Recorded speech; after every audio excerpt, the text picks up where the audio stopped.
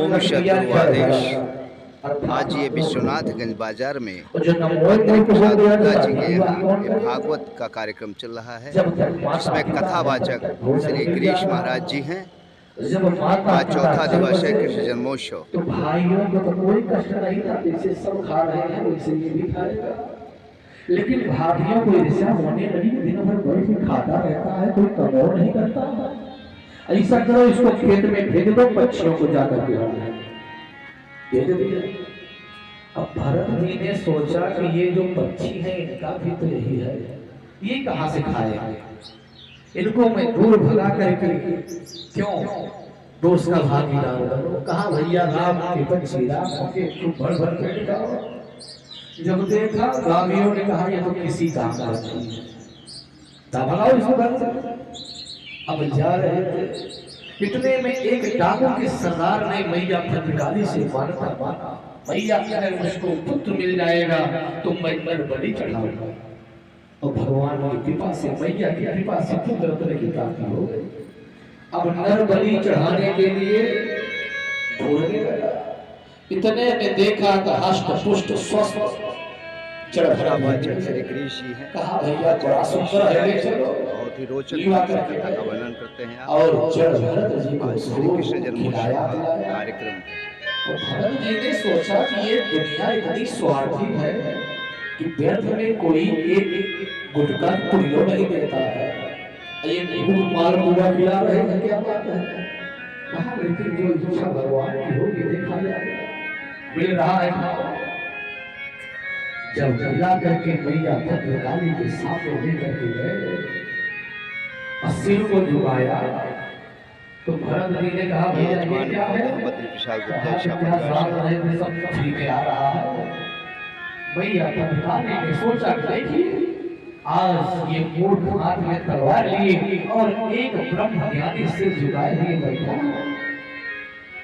भरत जी ने सोचा जैसे भगवान की कृपा होगी जो मैया चाहेंगी वही होगा। इतने में जैसे मारने का प्रयास किया और इतने में मैया भद्रकाली प्रकट हो गई और डाकू के सरदार के गले को काट दिया। जैसे भरत जी ने सिर को उठाया, यह दृश्य देखा, पूरा दृश्य ही बदल गया। बिल्कुल कहा मैं घर जावे नहीं करूंगा। आ रहे थे इतने में सिंधु सौवीर देश का राजा रघु जो कि धार्मिक था और कपिल भगवान का दर्शन करने के लिए जा रहा था। अचानक एक कहार बीमार पड़ गया। कहा भैया अगर कोई मिल जाए तो पालकी में लगा दो। और जब भरत जी हष्ट पुष्ट दिखाई पड़ गए, कहारों ने कहा महाराज एक है तो लगा लो। अब लगा दो। अब जड़ भरत जी के कंधे पर राजा रघुगण का भार और जड़ भरत जी नीचे देख कर चल रहे हैं कि कहीं पैर के नीचे कोई चींटी न दब जाए, कोई कीड़ी न दब जाए, कोई हिंसा न हो जाए। और कोई चींटी दिखाई पड़ के उछल जाए और राजा रघुगण के सिर में लगता। राजा ने कहा ये कैसे चल रहे हो। कहारों ने कहा महाराज जो नया कहार लगाए वही नहीं चल पा रहा। तो राजा ने लिखा कहा दुबले पतले हो गए इसलिए नहीं चल पा रहा। क्या क्या भाषा बोलो। कहा तुम क्या समझ रहे हो मैं तुमको भार से मुक्त कर दूंगा, इस तरह चलोगे तो पीछे चलो, बहुत दर्द दूंगा। फिर आगे बढ़े कुछ दूर गए, फिर एक कीड़ा दिखाई पड़ा और फिर जब भरत जी पैर को उठाकर तोड़ रखे उछल गए। अब राजा रघुगण के सिर में पालकी लगी। कहा अभी मैं तुमको दंड दूंगा। अब भरत जी ने सोचा कि जिसका भार संत महात्मा अपने कंधे पर ले लिए हो और वो नर्क जाए। ये भागवत यजमान का मकान दिखाई दे रहा है बद्री प्रसाद गुप्ता जी का मकान पुष्पाणी सेंटर के नाम से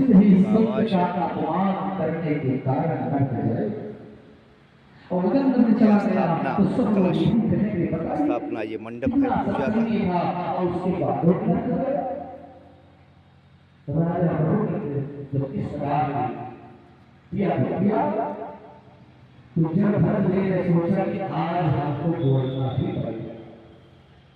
जीवन में पहली बार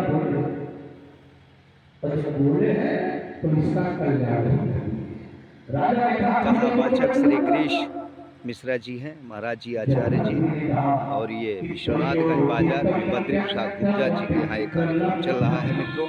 डॉक्टर राम सुंदर प्रजापति जन सेवक ओम सद्गुरु दत्तात्रेय अभिनंदन करता हूँ। जो अभी अभी आपने कहा कि मैं तुमको दंड दूंगा, तुम क्या मुझको दंड दोगे? ना मैं मोटा हूं, ना पतला हूं, ना मैं गोरा हूं, ना मैं काला हूं। अरे रास्ता है तो जाने वाले के लिए, भार है तो ढोने वालों के लिए। ये सब दंड मुझको प्रभावित नहीं करते। तुम क्या दंड दोगे? और जैसे राजा रघुवर ने सुना, पालकी से झांक करके देखा, इतने में भरत जी के कंधे पर मोटा सा यज्ञ बलि दिखाई पड़ा। कूद करके चरणों में गिर गए। कहा, महाराज इस गुप्त रूप से आप कौन हैं जो भ्रमण कर रहे हैं? क्योंकि ना हम विसंग के सुरराज बच्चान, कहना हम विसंग के सुरराज बच्चान, तयक्ष शूला तयमस्य दंडा। सुरराज अर्थात देवताओं के राजा इंद्र के वज्र से मैं नहीं डरता। कहा, तयक्ष शूला तीन नेत्र वाले अर्थात भोलेनाथ के त्रिशूलों से नहीं डरता। और यमस्य दंडा, यमराज के दंड से नहीं डरता हो। कहा, तो महाराज डरते किससे हो?